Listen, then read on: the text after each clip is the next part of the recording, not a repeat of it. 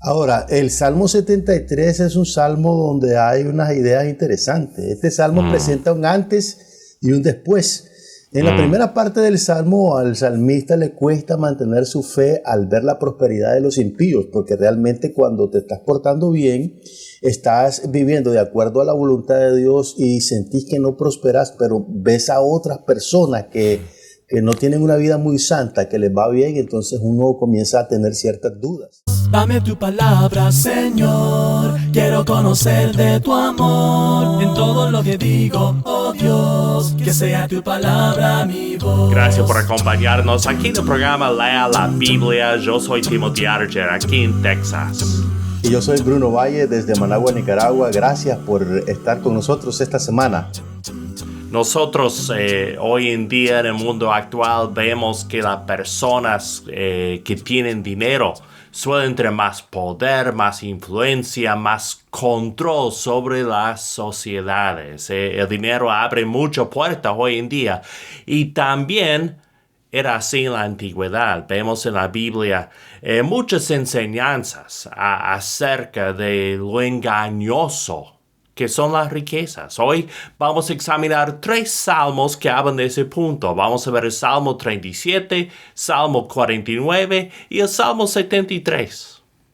El Salmo 37 es un salmo didáctico en el estilo sapiencial al tipo libro de Proverbios.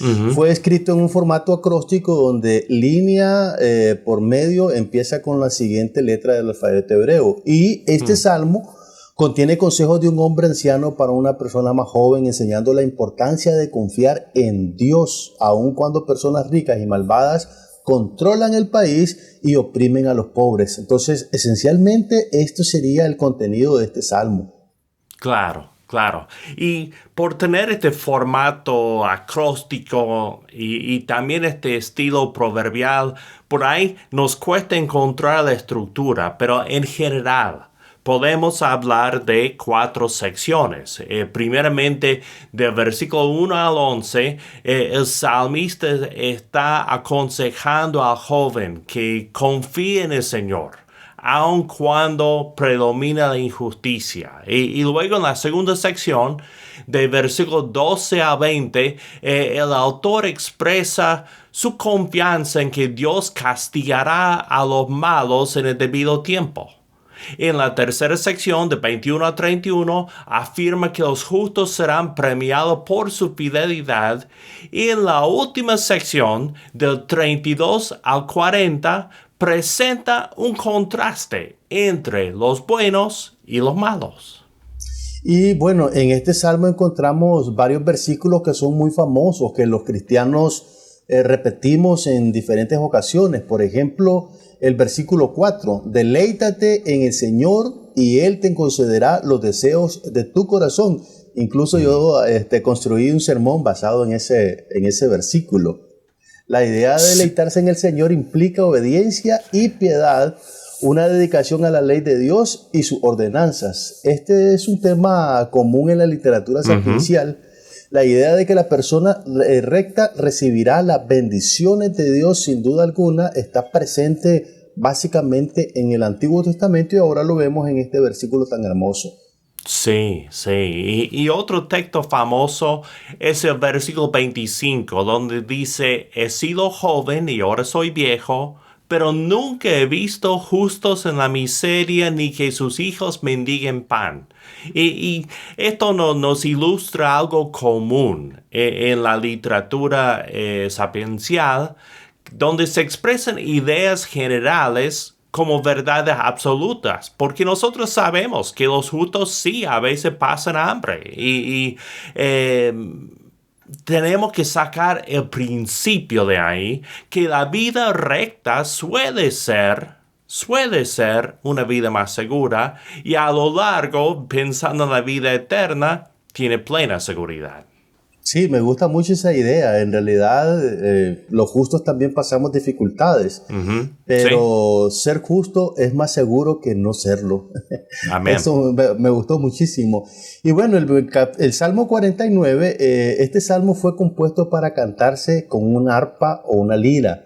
Es un salmo que va con un acompañamiento muy bonito.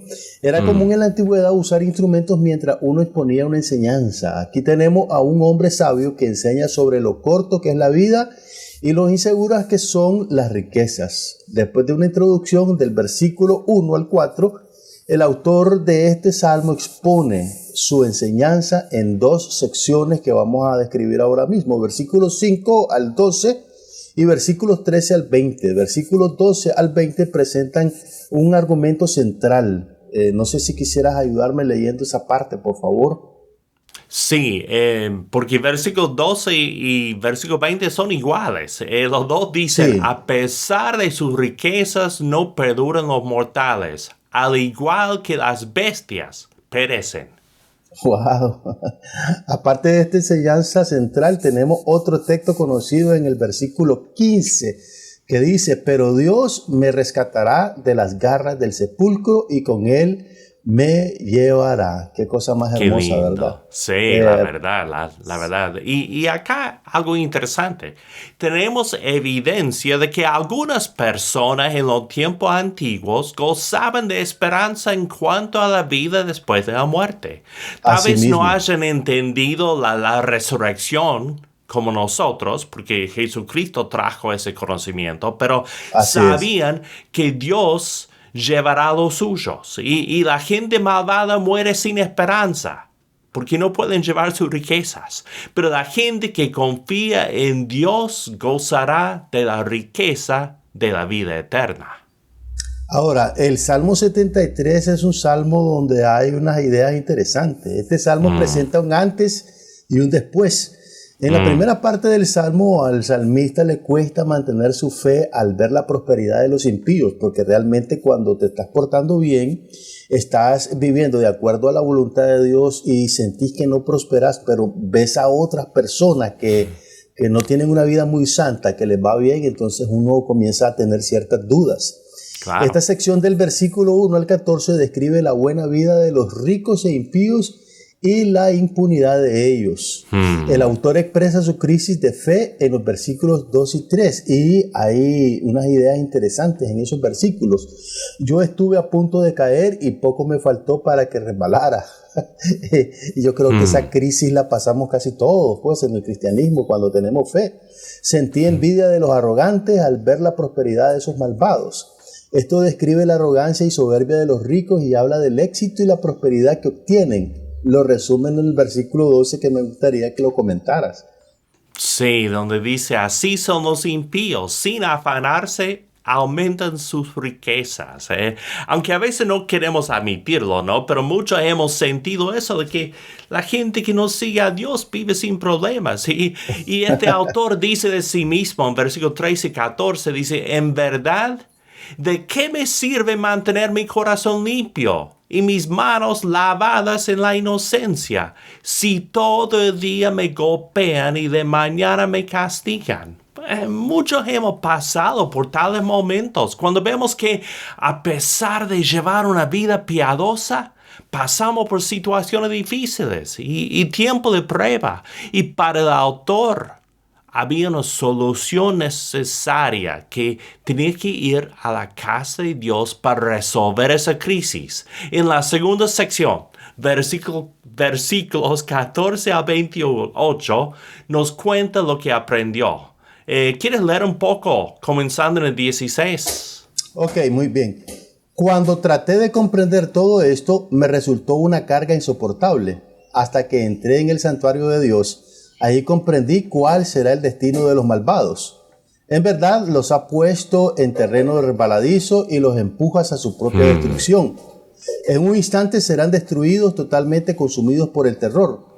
Como quien despierta de un sueño, así, Señor, cuando tú te levantes, desecharás su falsa apariencia. Sí, es lo mismo que vimos en el Salmo 49, ¿no? De que la vida es corta. Y las riquezas no sirven para la otra vida.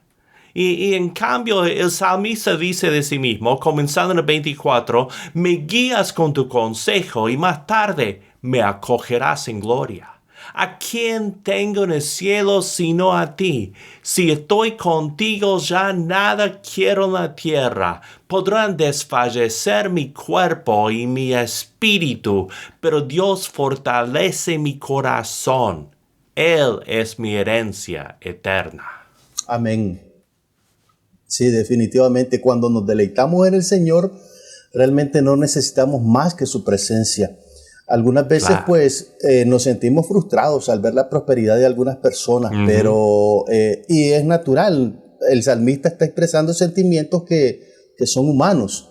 Lamentablemente nos pasan este tipo de cosas y no tenemos por qué sentirnos mal. Sin embargo, lo bueno es que el salmista recupera la conciencia de que la presencia de Dios es el tesoro más grande que se puede tener en esta vida. Sí, Cristo lo describió como hacer un tesoro en el cielo, ¿no? Y nosotros tenemos que pensar de esa forma. A veces queremos tener todas las bendiciones en este mundo, pero tenemos que saber que Dios nos tiene preparado algo impensable, algo que Así no es. se puede describir con palabras. Así que la gloria que nos espera no puede compararse con los problemas que tenemos, ¿no? Es muchísimo Amén. más grande. Así que Amén. bien, vamos a seguir aprendiendo de los salmos, vamos a continuar leyéndolos, estudiándolos, pero vamos a terminar este programa después de esta pausa. Esto es Asaf en 60 segundos. Los salmos del 73 al 83 y el Salmo 50 llevan el nombre de Asaf. ¿Quién era este hombre? Asaf era un levita y un músico destacado en Israel. Acompañó el arca cuando ésta se trasladó a la ciudad de David y desde entonces Asaf sirvió junto con Emán y Etán delante del tabernáculo, dirigiendo la música y el canto. Crónicas menciona que Asaf era un vidente que profetizaba bajo las órdenes del rey. Los salmos atribuidos a Asaf contienen una variedad de temas y enseñanzas. Algunos exploran la grandeza y la soberanía de Dios. Otros tratan sobre la necesidad de confiar en Dios en tiempos difíciles y muchos expresan una profunda pasión por la adoración y la alabanza a Dios. Es Asaf en 60 segundos. Quiero animarle, amigo mío, a tomar unos momentos cada día para leer la Biblia y meditar sobre lo que lee. Para ayudarle en sus estudios, nosotros podemos facilitarle sin costo ni obligación un estudio guiado sobre la Biblia que le ayudará a entender lo que lee. Nuestros oyentes de Cuba pueden hacer su pedido a la siguiente dirección: Lea la Biblia, apartado 2662, Matanzas, código postal 40100. Invitamos a los oyentes de otros países a que nos contacten por WhatsApp en el número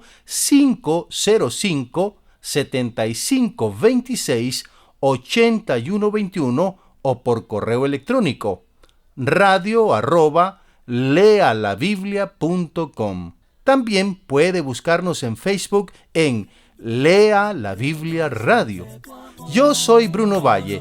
Este ha sido el programa Lea la Biblia. Hasta la próxima. Dame tu palabra, Señor. Quiero conocer de tu amor.